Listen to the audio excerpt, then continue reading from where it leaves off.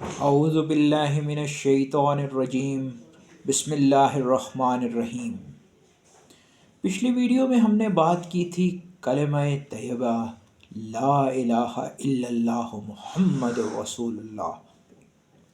اب اس کلمے کا جو سٹارٹ ہے وہ لا سے ہوتا ہے۔ میں دوبارہ لا پہ آؤں گا کہ لا کا مطلب ہے نہیں، اور نہیں کس چیز کی ہے؟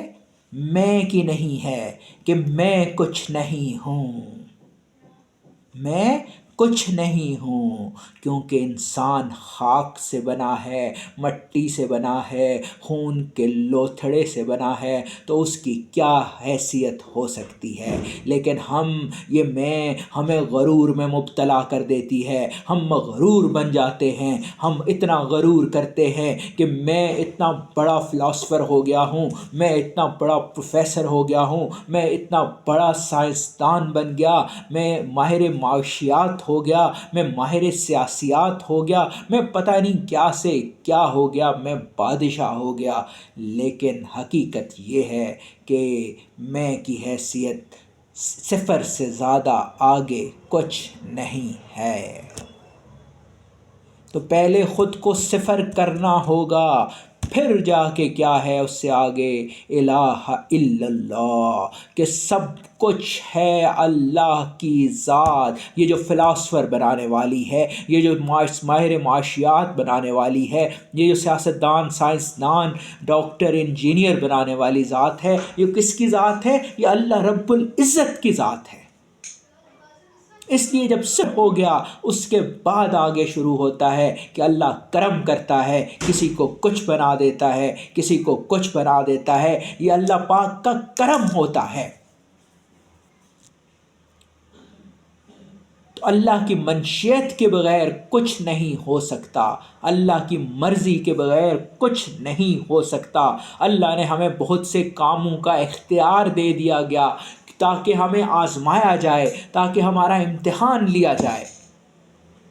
اس امتحان کے لیے مختلف جو ہے ہم سے ٹیسٹ دیے جاتے ہیں، ہمیں مختلف اسائنمنٹس دی جاتی ہیں زندگی میں۔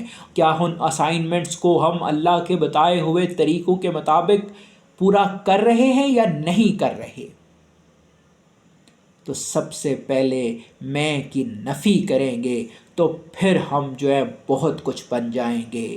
اور میں کی نفی کے بعد ہے الہ الا اللہ، کہ سب کچھ میرا رب ہے، سب کچھ میرا رب ہے۔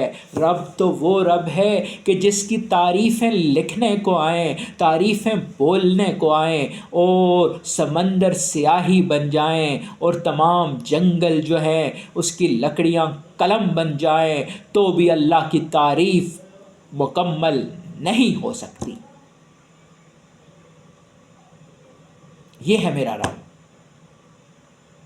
اللہ کے صفاتی نام ہی لے لیں، اللہ کے صفاتی ناموں کو ہی آپ لے لیں۔ وہ رحمان بھی ہے، وہ رحیم بھی ہے، وہ غفور بھی ہے، وہ کریم بھی ہے، وہ کیا نہیں ہے، وہ قدوس بھی ہے، وہ المومن السلام۔ میں اب اللہ کے ناموں کو لوں تو وہ کتنے مزے کے نام ہیں، کبھی ویڈیو لگا کے سنیں، آپ کے دل کو چین آئے گا جب آپ اللہ کے 99 صفاتی نام جو ہے وہ دل سے سنیں گے۔ دل کے بارے میں فزیولوجی جو ہے وہ کہتی ہے کہ دل میں اوریکلز بھی ہوتے ہیں۔ دل میں کیا ہوتے ہیں؟ اوریکل۔ اور انیٹمی والوں سے پوچھئے گا، اوریکل کا لفظی معنی کان ہے۔ تو دل کے کانوں سے کبھی سنیں نا اللہ کے ناموں کو تو لگ پتہ جائے گا، پھر وہ مزہ آئے گا جس مزے کو آپ تلاش کرتے ہیں۔ دراصل ہمیں عاشق بننا ہوگا۔ ایک مسلمان جو ہے وہ اپنے رب کا اور اپنے نبی کا عاشق ہوتا ہے۔ کیوں کہ یہ جو تعلیمات ہیں ہم تک پہنچی کیسے؟ اللہ کا پیغام ہم تک پہنچا کیسے؟ اللہ کی صفات ہم تک پہنچی کیسے؟ وہ پہنچی ہے محمد الرسول اللہ صلی اللہ علیہ وآلہ وسلم کی وساطت سے۔ اللہ نے ان پہ قرآن نازل کیا اور وہ قرآن انہوں نے ہم تک پہنچایا، اور پھر اللہ کا وعدہ ہے کہ یہ قرآن کی حفاظت بھی اللہ تعالیٰ کر رہا ہے۔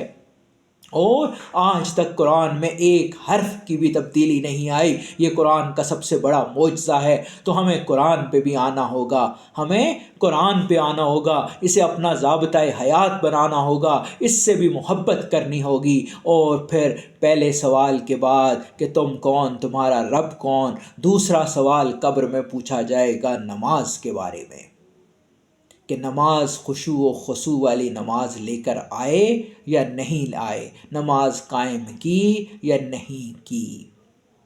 پھر اپنی نمازوں کے بارے میں فکر کریں، پھر اپنی نمازوں کے بارے میں فکر کریں، کیوں کہ یہ بھی دوسرا بڑا سخت سوال ہے، کیونکہ یہ نماز جو ہے یہ مسلمان اور کافر میں فرق کرنے والی چیز ہے۔